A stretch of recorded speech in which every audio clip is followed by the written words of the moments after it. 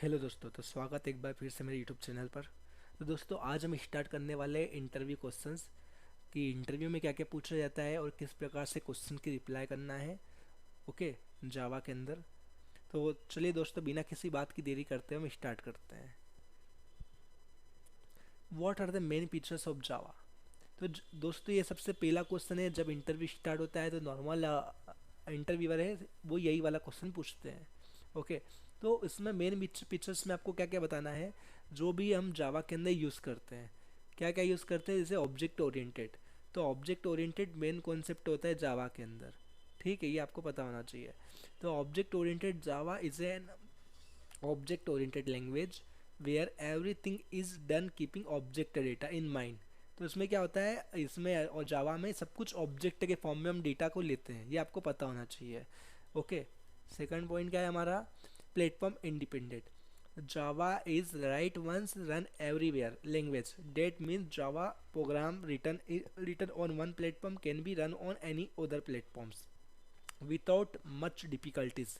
इसका मतलब क्या होता है दोस्तों, जावा प्लेटफॉर्म इंडिपेंडेंट होता है। ओके, इसको हम एक बार लिख देंगे। ओके, अगर हमने इसको एक बार लिख दिया तो हम इसे किसी भी प्लेटफॉर्म पे इजीली रन कर सकते हैं। अगर हमने इसको विंडोज़ पे लिख दिया और उसके बाद उसकी डॉट क्लास फाइल हमने जनरेट कर दी है, तो वो क्या होगी, लिनक्स के लिए, मैक के लिए, सबके लिए सेम होती है। तो ये प्लेटफॉर्म इंडिपेंडेंट होता है। थर्ड वाला क्या है, सिक्योर। तो दोस्तों ये बता दूं, जावा क्या होता है, सिक्योर होता है। Java is a highly secured language through though which you can develop virus free and highly secured application. तो दोस्तों इसमें आपको है ना, अभी तो 3 पॉइंट मैंने आपको बताया कौन कौन से, object oriented, platform independent, secure. तो ये आपको इसके बाकी के पॉइंट याद होना चाहिए मेन फीचर्स में क्या क्या होता है। आगे जाते हैं। तो फोर्थ पॉइंट क्या है, रोबस्ट। रोबस्ट क्या होता है कि Java is robust because of automatic garbage collection, better exceptions, error handling mechanism, no explicitly use of pointer and better memory management system. तो जावा क्या होता है, रोबस्ट होता है। क्यों होता है, क्योंकि इसमें ना ऑटोमेटिक गार्बेज कलेक्शन होता है, बेटर एक्सेप्शंस होती है। ओके, एक्सेप्शंस आ जाती है, एरर हैंडलिंग मैकेनिज्म आ जाता है। ओके, पॉइंटर्स यूज़ नहीं करते हैं, और मेमोरी मैनेजमेंट सिस्टम भी रहता है इसमें, इसलिए। फिफ्थ वाला है मल्टी थ्रेडेड। तो जावा में हम मल्टी थ्रेडिंग यूज़ कर सकते हैं दोस्तों। तो Java support multi threaded programming where multiple thread execute their task simultaneously. तो मल्टी थ्रेडेड क्या होता है दोस्तों, तो आपने कभी मल्टी थ्रेडेड टॉपिक पढ़ा हो तो उसमें क्या रहता है कि जैसे वीडियो हम बनाते थे, वीडियो में क्या रहता है, अभी मैं वीडियो बना रहा हूँ तो इसमें मेरा स्क्रीन रिकॉर्डिंग भी हो रहा है, मेरी आवाज़ भी आ रही है। ठीक है, तो ये दो काम एक साथ हो रहे हैं। ओके, जैसे कि कोई क्रिकेट खेल रहा है, क्रिकेट में क्या हो रहा है, बाकी के 10 फील्डर क्या कर रहे हैं, फील्डिंग कर रहे हैं, एक बैटिंग कर रहा है, एक बॉलिंग कर रहा है, और सब कुछ ऑटोमेटिकली होता है। जब भी हम इसका गेम डेवलप करेंगे तो ये किससे होता है, मल्टी थ्रेडिंग से होता है। Okay, functional style programming. तो फंक्शनल में क्या होता है दोस्तों, ये जावा 8 से आया हुआ है। With the introduction of lambda expression, functional interface and stream API in Java 8 you can also write functional style of programming in Java। तो दोस्तों ये जावा 8 से आया हुआ है। फंक्शनल स्टाइल प्रोग्रामिंग क्या होता है। ओके, तो आपको यहाँ पे 6 पॉइंट याद रखने हैं। पिछले पेज पे मैंने आपको 3 पॉइंट बताए थे और 3 पॉइंट अभी बताए हैं। रोबस्ट बताया है, मल्टी थ्रेडेड बताया है, फंक्शनल स्टाइल प्रोग्रामिंग बताया है। तो जब भी वो आपसे फंक्शनलिटी पूछे जावा की तो आपको क्या क्या बताना है, ये 6 पॉइंट बताने हैं। तो अब वो कभी पूछ ले कि आपने लेटेस्ट वर्जन कौन सा यूज़ किया है या लेटेस्ट वर्जन मार्केट में कौन सा है जावा का, तो क्या बताना है, what is the latest version of Java. तो कौन सा आया गया है दोस्तों, अभी जो मार्च 2025 है, मार्च 2025 पे यहाँ पे कब आया है, जेडी के 24 आ गया है। ठीक है जी, क्या आ गया है, जेडी के 24 आ गया है। पर ये एल टी एस नहीं है, naught L T S. L T S का मतलब क्या है, लॉन्ग टर्म सपोर्ट। यहाँ पे मैंने लिखा भी, यहाँ पे भी लिख देता हूँ, लॉन्ग सपोर्ट। ओके दोस्तों, तो ये 24 एल टी एस नहीं है, लॉन्ग टर्म सपोर्ट इसका नहीं है अभी तक। इसलिए latest L T S long term support वाला वर्जन कौन सा है, 21 है, जो कब आया था, 2023 में आया था। प्रोडक्शन में रिकमेंडेड कौन सा है, ये वाला है। मतलब रिकमेंडेड प्रोडक्शन में हम कौन सा यूज़ कर सकते हैं अभी के लिए, जेडी के 21 यूज़ कर सकते हैं। लेटेस्ट वर्जन अभी भी मैं बता रहा हूँ, जो लेटेस्ट वर्जन है जो मार्च 2025 में आया है वो अभी भी JDK 24 है, पर ये कब तक रहेगा ये अभी नहीं पता है। ये इसको कभी भी हटा सकते हैं। इसलिए अभी के लिए लेटेस्ट वर्जन हम किसको इंक्लूड करते हैं, 21 के लिए करते हैं, और ये अभी रिकमेंडेड है, प्रोडक्शन को यूज़ कर सकते हैं। ठीक है। अब दोस्तों ऑब्जेक्ट ओरिएंटेड प्रोग्रामिंग क्या होता है। दोस्तों कभी भी आपको इंटरव्यूअर ये वाला क्वेश्चन दो तीन तरीके से पूछ सकता है कि what are the fundamental principles of object oriented programming, या main pillars of object oriented programming, या मेन पिलर्स ऑफ जावा। इसको डिफरेंट डिफरेंट टाइप से पूछ सकता है। पर कुल मिला के जैसे ही वो कभी भी कुछ क्वेश्चन पूछो जिसमें उपसा आ रहा हो, object oriented programming system, okay, तो इसमें कभी कहीं भी उपसा आ रहा हो तो आपको इसके 4 पिलर्स बताने हैं। ओके, इसके 4 पिलर्स क्या क्या होते हैं। पहला होता है inheritance, second abstraction, third polymorphism, fourth encapsulation. तो दोस्तों ये अभी हम इसके बाद वाले क्वेश्चन में डीप में पढ़ने वाले हैं। पर जब भी वो पूछे कि जावा में मेन पिलर्स कौन कौन से होते हैं, या ऑब्जेक्ट ओरिएंटेड प्रोग्रामिंग क्या होता है, ओके, इसके फंडामेंटल प्रिंसिपल क्या होते हैं, तो उसमें आपको ये 4 आइटम बताने हैं। ठीक है दोस्तों। What do you mean by inheritance in Java, तो ये हमारा पहला ओप्स वाला आ गया। ठीक है, कि इनहेरिटेंस क्या होता है उप्स में। ऑब्वियसली बात है, जब आप उसको बताओगे कि इनहेरिटेंस, एब्स्ट्रैक्शंस, पॉलीमॉर्फिज्म, इनकैप्सुलेशन आप बताओगे, तो वो पहला ही पूछेगा कि इनहेरिटेंस क्या होता है। तो ये उप्स का पहला कॉन्सेप्ट होता है। तो इनहेरिटेंस क्या होता है। Inheritance is one of the key principle of object oriented programming. ये आपको पहली लाइन तो बताना ही है कि ये क्या है, की प्रिंसिपल है किसका, ऑब्जेक्ट ओरिएंटेड प्रोग्रामिंग का।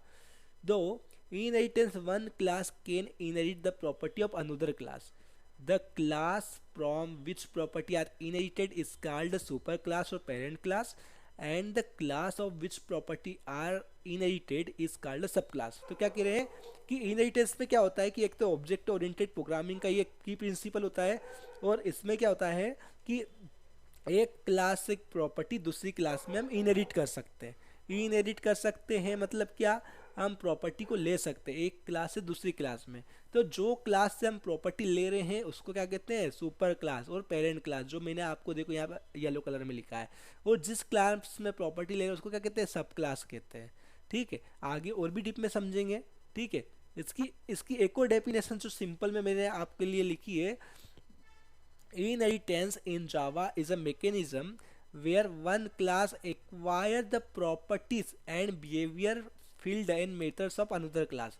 Field and methods मतलब क्या होता है, ये variables and method, okay, variables and methods, okay. तो क्या कर रहे हैं कि इनहेरिटेंस में क्या होता है कि एक मैकेनिज्म होता है जिसमें एक क्लास एक्वायर करती है प्रॉपर्टी और बिहेवियर को, कहाँ से, दूसरी क्लास से। ठीक है, आओ हम इसको और भी डायग्राम के थ्रू अच्छे से समझते हैं। ओके, आगे समझेंगे। What are the types of inheritance. तो टाइप्स क्या होता है, अभी तो मैंने आपको बता दिया इनहेरिटेंस क्या होता है कि इनहेरिटेंस में हम एक क्लास से दूसरी क्लास में प्रॉपर्टी ले लेते हैं। ठीक है, ओके। तो इसके टाइप से क्या होते हैं, तो दोस्तों इसके टाइप कितने होते हैं, इसके टाइप 5 होते हैं। इनहेरिटेंस के टाइप कितने होते हैं, पहला होता है single inheritance, okay, multiple inheritance, hybrid inheritance, multi level inheritance और हिरार्किकल इनहेरिटेंस। ठीक है, इस तरीके से इसके 5 टाइप होते हैं। सिंगल इनहेरिटेंस क्या होता है, ये ऑब्वियसली बात है कि जब आप उसको टाइप बताओगे वो पूछेगा कि how many types of inheritance Java support और what are the different types of inheritance. तो आप उसको बोल तो देंगे कि 5 प्रकार के इनहेरिटेंस होते हैं, पर वो अगला क्वेश्चन क्या आएगा उसका, सिंगल इनहेरिटेंस क्या होता है। दोस्तों मैं बता दूं, इंटरव्यू में आप इंटरव्यू खुद चलाते हो। ठीक है, अगर आपसे यही वाला क्वेश्चन पूछे कि what are the different types of inheritance, तो उसमें आपको यही बताना है, 5 टाइप के ही इनहेरिटेंस बताना है, उससे ज़्यादा नहीं बताना है। आपको पहला बताना है single inheritance, multiple inheritance, hybrid, multi level and hierarchical. आपको ये इनहेरिटेंस के नाम ही बताना है, इसकी डीप में नहीं बताना है। क्यों नहीं बताना है, क्योंकि उसका अगला क्वेश्चन ही होने वाला है कि सिंगल इनहेरिटेंस क्या होता है, मल्टी लेवल मल्टीपल इनहेरिटेंस क्या होता है, हाइब्रिड इनहेरिटेंस क्या होता है, मल्टी लेवल इनहेरिटेंस क्या होता है, हिरार्किकल इनहेरिटेंस क्या होता है। अगर आप सब एक साथ बता दोगे तो उसके पास क्वेश्चन नहीं रहेंगे पूछने के लिए। आपको उतना ही बताना है कि उसको अगला क्वेश्चन पूछने का मौका मिलना चाहिए, जो भी आपका इंटरव्यू ले रहा है। ठीक है, आप इंटरव्यू अपने मुताबिक चला सकते हैं, आप बता सकते हैं कि अगला क्वेश्चन कौन सा उसको पूछना है। आप गैप छोड़ दो तो वो यही पूछेगा कि अगला क्वेश्चन अब इसके बाद क्या आएगा। ठीक है, तो अब ये क्वेश्चन पे अगर मैं बोल दूं कि कोई ने मेरे से पूछा कि what are the different types of inheritance, और कभी मैं बोल दूं कि 5 टाइप के होते हैं, single, multiple, hybrid, multi level, hierarchical, जो उसका इंसानियत के नाते जो इंसानी फितरत है उसके मुताबिक उसका पहला क्वेश्चन आएगा, what is single inheritance. Okay, तो सिंगल इनहेरिटेंस क्या होता है? One class inherits from only one other class. तो इसमें क्या होता है कि एक क्लास सिर्फ डेटा ले सकती है और इनहेरिट कर सकती है सारी प्रॉपर्टी को, कहाँ से? दूसरी एक क्लास है। इनहेरिट मतलब क्या होता है दोस्तों? अपनी प्रॉपर्टीज दूसरी क्लास से अपनी क्लास में प्रॉपर्टीज लेना, ये आपको पता होना चाहिए। ओके, तो सिंगल इनहेरिटेंस में क्या होता है? One class inherit from only one another class. Okay, तो कैसे? देखो एग्जांपल के तौर पे मैंने लिखा है, ये क्या है? हमारी क्लास ए है। ये हमारी कौन सी क्लास है? पहली क्लास है। और ये क्लास बी है, ये हमारी कौन सी क्लास है? दूसरी क्लास है। एक्सटेंड कर रहे हैं, एक्सटेंड मतलब यहाँ पे इनहेरिट किसके थ्रू करते हैं? जो ये हमेशा याद रखना कि इनहेरिटेंस में क्लास में जब भी हम इनहेरिटेंस अप्लाई करते हैं किसके थ्रू करते हैं? एक्सटेंड के थ्रू करते हैं। ओके, ये इसके थ्रू ही, ये मेन एक्सटेंड के थ्रू ही हम क्या करते हैं? सारी प्रॉपर्टी को लेंगे। तो ए क्लास, ए का नाम लिख दिया। तो इसमें क्या हो रहा है कि ए की जितनी भी फील्ड थी, मेथड थी, वो सब की सब किस में चल जाएगी? क्लास बी में। ओके, डायग्राम भी बनाया है। मान लो कोई हमारी क्लास व्हीकल है। ओके, तो उसकी सारी की सारी, ये हमारी बेस क्लास है, वो ये दूसरी वाली हमारी क्लास कार है। तो हम सारी की सारी इसकी जो मेथड्स है वो है प्रॉपर्टी किस में डाल रहे हैं? देखो क्लास कार में डाल रहे हैं। करेक्ट है। तो ये होता है सिंगल इनहेरिटेंस। सिंगल इनहेरिटेंस पे क्या होता है? हम क्या करते हैं? One class inherits from only one other class, मतलब एक क्लास से दूसरी क्लास में प्रॉपर्टी डालना, ये होता है सिंगल इनहेरिटेंस। ओके, अब पूछेगा मल्टी लेवल इनहेरिटेंस क्या होता है? मल्टी लेवल इनहेरिटेंस में क्या होता? One class inherit from another class. ये तो कितना, ये तो अपना क्या हो गया? सिंगल इनहेरिटेंस हो गया मल्टी। ओके, पर मल्टी लेवल इनहेरिटेंस में भी क्या हो रहा? One class inherits from another class and that also inherit from another like family chain. Okay, मतलब इसमें क्या हो रहा है कि एक क्लास है ए, उसने बी को प्रॉपर्टी दी है, बी ने ए से ली है और बी और सी ने बी से ली है। ओके, लाइक कैसे? मतलब आपके दादा ने सारी की सारी प्रॉपर्टी किसको दे दी? पापा को दे दी, और पापा ने आपको दे दी। ओके, तो ये क्या हो रहा है कि आपके पास प्रॉपर्टी किसकी? दादा की भी है, पर आपको दादा ने डायरेक्ट प्रॉपर्टी दी है क्या? नहीं दी है। दादा ने पापा को दी, पापा ने और पापा ने आपको दी। तो इसमें क्या हो रहा? दादा के पास जितनी उनकी प्रॉपर्टी थी उतनी तो थी ही थी, साथ में वो सारी की सारी प्रॉपर्टी पापा को दे दी। अब पापा ने दादा की जितनी प्रॉपर्टी मिली उतनी मिली तो मिली। अब पापा ने अपना खुद का भी पैसा कमा लिया, वो भी आपको दे दिया। अब आपके पास तीन के पैसे हो गए, आपके खुद के पैसे हो गए, आपके पापा के भी हो गए, और आपके पापा ने जो दादा के दिए वो भी हो गए। इसको क्या कहते हैं? Multi level inheritance. देखो क्या कर रहे हैं? क्लास ए है, क्लास ए ने सारी की सारी प्रॉपर्टी एक्सटेंड्स के थ्रू, एक्सटेंड के थ्रू किसको दे दी? ए को दे दी। अब ए क्लास ने सारी की सारी ए को दे दी है। ओके सॉरी, क्लास ए की जो सारी की सारी प्रॉपर्टी थी एक्सटेंड के थ्रू किसको दे दी? बी को दे दी। और जो बी की सारी प्रॉपर्टी एक्सटेंड के थ्रू किसको मिल गई? सी को मिल गई। तो ये ए क्या बन गया? हमारा ग्रैंड फादर बन गया। वो जो हमारा बी क्या बन गया? फादर बन गया। और सी मतलब हम बन गए, सन बन गए। ओके, देखो डायग्राम के थ्रू समझ सकते हो। क्या करे? क्लास व्हीकल है, जो हमारी पहले नंबर की क्लास है, सारी की सारी प्रॉपर्टी किसको दे रही है? क्लास फोर व्हीलर को दे रही है, हमारी सेकंड नंबर की क्लास हो गई। और फोर व्हीलर से हम क्या बना रहे हैं? क्लास कार बना रहे हैं। ठीक है, तो एक व्हीकल नाम की क्लास थी, उससे हमने क्या बनाया? फोर व्हीलर बनाया। और फोर व्हीलर में भी कौन सी हमने बनाया? कार बनाई है। ठीक है, ये आपको पता होना चाहिए। व्हीकल क्या है? हमारी सबसे पेरेंट क्लास है, सबसे पेरेंट मतलब ग्रैंड फादर है। व्हीकल से हम क्या बना रहे हैं? फोर व्हीलर बना रहे हैं। फोर व्हीलर में भी क्या बना रहे हैं? हम कार बना रहे हैं। तो ये आपको पता होना चाहिए। Multi level inheritance. आप थर्ड वाला आता है हिरार्किकल इनहेरिटेंस। क्या होता है? तो our parent class is inherited by multiple child class. Okay, our parent class is inherited by multiple child class. तो ये आइए अब इसको समझाते हैं, मतलब क्या होगा इसमें, आगे समझाता हूँ। इसमें क्या हो रहा है दोस्तों? जो हमारी क्लास ए है, ये हमारी पेरेंट क्लास है, इससे प्रॉपर्टी बी ने भी ली है और सी ने भी ली है। ये क्या हो गया? हिरार्किकल इंटरफेस हो गया। ठीक है, डायग्राम के थ्रू इसको आप वैसे ही समझ सकते हो कि एक हमारे पापा की दो लड़के, मतलब मेरे पापा है, उनके दो लड़के। ये जो क्लास व्हीकल है मतलब मान लो कि एक मैं हूँ, ठीक है, एक ये ए नाम का बंदा है, इसके दो लड़के कौन है, बी है और एक सी है। तो जो प्रॉपर्टी है वो दोनों के हिस्से में बराबर आएगी, करेक्ट है। वही किया है कि जो ए क्लास है वो क्या कर रही है, वो ए क्लास ने प्रॉपर्टी किसको दी है, बी को भी दी है और सी को भी दी है। उसी प्रकार डायग्राम में देखिए क्लास व्हीकल है, तो व्हीकल से हम क्या क्या बना सकते हैं, हम फोर व्हीलर भी बना सकते हैं और कार भी बना सकते हैं और लगे तो बाइक भी बना सकते हैं। जो जो बनाना चाहे वो बना सकते हैं। तो इसमें क्या रहता है, हिरार्किकल में एक पेरेंट क्लास होती है और इसकी मल्टीपल क्या होती है, चाइल्ड क्लासेस होती है। ओके, ये हिरार्किकल इंटरफेस होता है और हिरार्किकल इनहेरिटेंस होता है। हाइब्रिड क्या होता है, वो जावा इसको सपोर्ट करता है नहीं करता है। तो इसमें क्या होता है, कॉम्बिनेशन ऑफ टू और more types of inheritance like multi level inheritance और हिरार्किकल इनहेरिटेंस। इसमें क्या होता है, कॉम्बिनेशन होता है दो इंटरफेस का, इनहेरिटेंस का। कौन सा इनहेरिटेंस का होता है, मल्टी लेवल इनहेरिटेंस और हिरार्किकल इनहेरिटेंस का ये कॉम्बिनेशन होता है। ओके, नोट क्या लिखा है, Java does not support this directly with classes but it can be done using interface. तो दोस्तों ये इंटरफेस के थ्रू कैसे सपोर्ट करता है ये हम बाद में पढ़ने वाले हैं। अभी ये समझो कि जावा जो है क्लास के थ्रू सपोर्ट नहीं करता है, तो क्यों सपोर्ट नहीं करता है ये हम आपको बताते हैं। और ये पहले होता क्या है डायग्राम के थ्रू समझिए। इसमें क्या है, क्लास व्हीकल है, ठीक है, तो क्लास व्हीकल से हम क्लास कार भी बना सकते हैं। तो ये हमारा क्या हो गया, ये तो हमारा सिंगल इनहेरिटेंस हो गया, करेक्ट है। अब इससे क्या हुआ, इससे क्लास बस भी बना दी और बस से ही क्या, और बस में ही अपन एक और इनहेरिटेंस कौन सा यूज़ कर रहे हैं, एक और क्लास कौन सी यूज़ कर रहे हैं, फेयर वाली। तो इसमें क्या हो रहा है कि दो एक साथ यूज़ कर रहे हैं क्लासेस, जो कि जावा में यूज़ नहीं कर सकते। तो ये सपोर्ट नहीं करता। तो ये आपको याद रखना है कि जावा सिर्फ तीन इनहेरिटेंस सपोर्ट करता है। कौन कौन सा, सिंगल का सपोर्ट करता है, ओके, आपने पढ़ा था सिंगल के बाद में कौन सा, मल्टी लेवल सपोर्ट करता है, हिरार्किकल सपोर्ट करता है, ठीक है, ओके, और हाइब्रिड सपोर्ट नहीं करता है। सपोर्ट करता है तो किसके थ्रू सपोर्ट करता है, इंटरफेस के थ्रू, जो हम आगे पढ़ने वाले हैं, ये आपको माइंड में सेट करना है। फिफ्थ वाला है मल्टीपल इनहेरिटेंस। तो मल्टीपल इनहेरिटेंस क्या होता है, a class tries to inherit from one more than one class. तो इसमें क्या हो रहा है कि जो एक क्लास होती है वो दो से ज़्यादा क्लास से प्रॉपर्टी लेती है।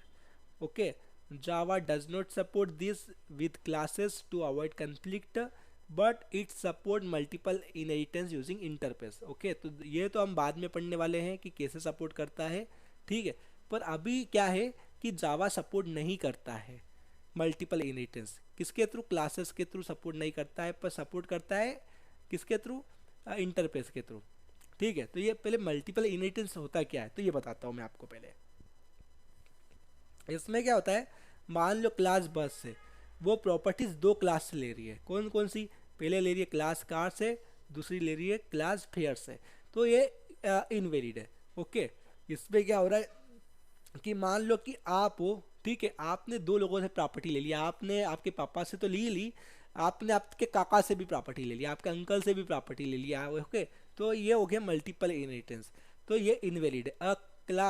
A class tries to inherit from more than one class. तो अब ये क्वेश्चन पूछेंगे कि does Java support multiple inheritance, if not why.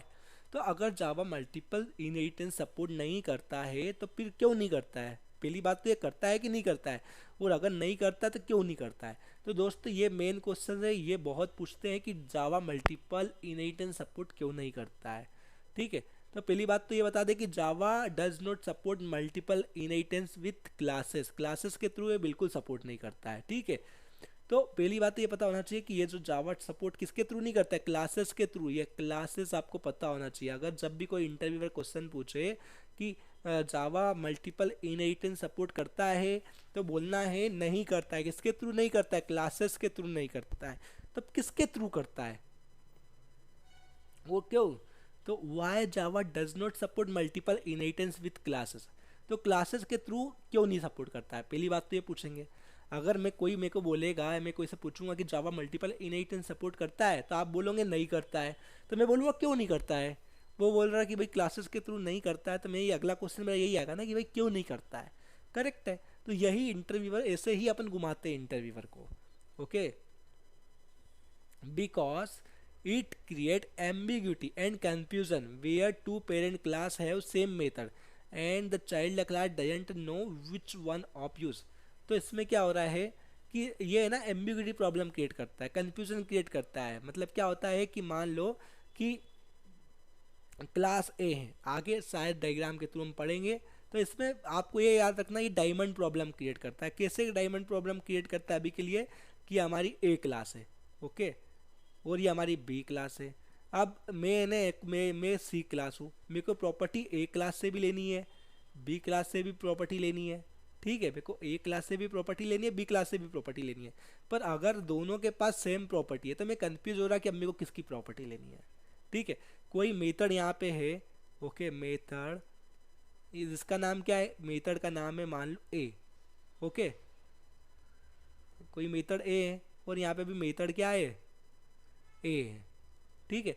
अब कभी मेरे को यहाँ पे ए मेथड लेना है, यूज़ करना है, तो मैं कंफ्यूज हो गया कि मेरे को कौन सी यूज़ करना है, क्लास ए की यूज़ करना है, क्लास बी की यूज़ करना है।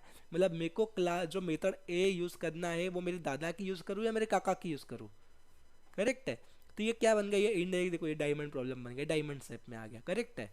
तो इसलिए जावा सपोर्ट नहीं करता है, क्या, क्यों नहीं करता है, क्योंकि ये एम्बिग्यूटी प्रॉब्लम और कंफ्यूजन क्रिएट करता है कि two parent class have same method, इसमें सेम मेथड है, okay, and the child class doesn't know which one of to use.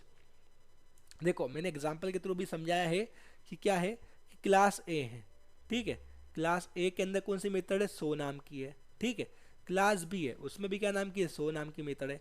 अब मैं अगर एक्सटेंड कर रहा हूँ ए और बी दोनों को, ओके, तो क्या हो रहा है कि जब मैं इसको सो मेथड को कॉल करूँगा यहाँ पे, तो यहाँ पे कंफ्यूज होगा कि विच सो शुड इट यूज, ए और बी, मतलब कौन सी सो मेथड में यूज़ करूँ, करेक्ट है, ये वाली यूज़ करूँ, ओके, या ये वाली यूज़ करूँ, कंफ्यूजन में हो गया।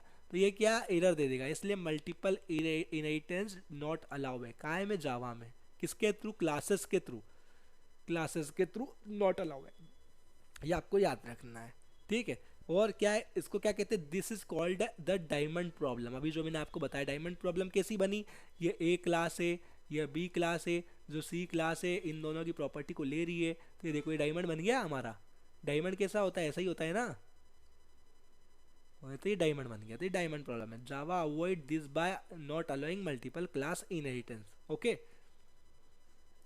7 question, if java doesn't support multiple inheritance then how do you implement multiple inheritance in java। देखो अगर अपन कह रहे हैं कि जावा मल्टीपल इनहेरिटेंस क्लासेस के थ्रू सपोर्ट नहीं करता, तो फिर कैसे सपोर्ट करता है, यही वाला क्वेश्चन पूछा है। और इंटरव्यूअर भी यही अगला क्वेश्चन पूछेगा, जो भी रहेगा यही पूछेगा ना। अगर फ्लो में जा रहा है इंटरव्यू, तो अगला क्वेश्चन क्या आना चाहिए, यही वाला आना चाहिए कि if Java doesn't support multiple inheritance then how do you implement multiple inheritance in Java. तो कैसे करेंगे, Java does not support multiple inheritance with classes, classes के थ्रू नहीं करता है, क्यों नहीं करता है, to avoid ambiguity problem, to avoid ambiguity problem और diamond problem, but it support using interface, okay, it support using interface. तो कैसे दोस्तों, इंटरफेस के अंदर आपने कभी इंटरफेस का टॉपिक पढ़ा होगा, तो इंटरफेस के अंदर क्या होता है कि मेथड इम्प्लीमेंटेशन नहीं होता, डिक्लेरेशन देता है। देखो यहाँ पे ना डिक्लेरेशन है, इम्प्लीमेंटेशन नहीं है। इम्प्लीमेंटेशन कैसे देते हैं क्लासेस के अंदर, यहाँ पे वॉइड सो लिखा होता है, और यहाँ पे ये जब अपन कर्ली ब्रैकेट लगाते हैं ना, तो इसको कहते हैं क्या, इम्प्लीमेंटेशन कहते हैं, इम्प्लीमेंटेशन कहता है, ओके, इसको इम्प्लीमेंटेशन कहते हैं। पर ये क्या है, ये सिर्फ डिक्लेरेशन है, यहाँ पे इम्प्लीमेंटेशन नहीं दिया है। क्लास बी में भी देखो यहाँ पे ना डिक्लेरेशन दिया है, ये देखो ब्रैकेट लगा दिया। अगर इसके बाद में हम यहाँ पे बंद कर देते हैं, ओके, सेमी कोलन लगा देते हैं, तो ये बंद हो जाती है, आधा अधूरा, इसको पार्शियली इम्प्लीमेंटेशन कहते हैं। अगर आपने इंटरफेस पढ़ा हो,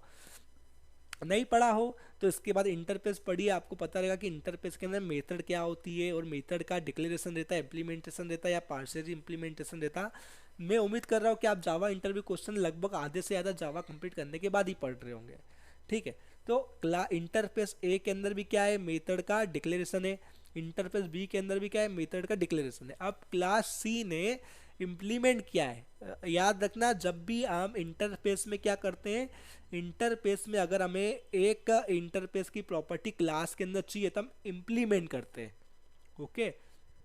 और जावा में क्या करते हैं, और क्लासेस के थ्रू एक्सटेंड करते हैं। अगर इंटरफेस की जगह क्लास होती है हमारी, अगर हमारी कोई क्लास ए रहती, ओके, और उसकी प्रॉपर्टी हमें क्लास बी में डालना है, तो यहाँ पे हम क्या यूज़ करते हैं, एक्सटेंड यूज़ करते हैं। ओके, जो अब मैंने आपको बताया था, एक्सटेंड यूज़ करते हैं, एक्सटेंड्स यूज़ करते हैं।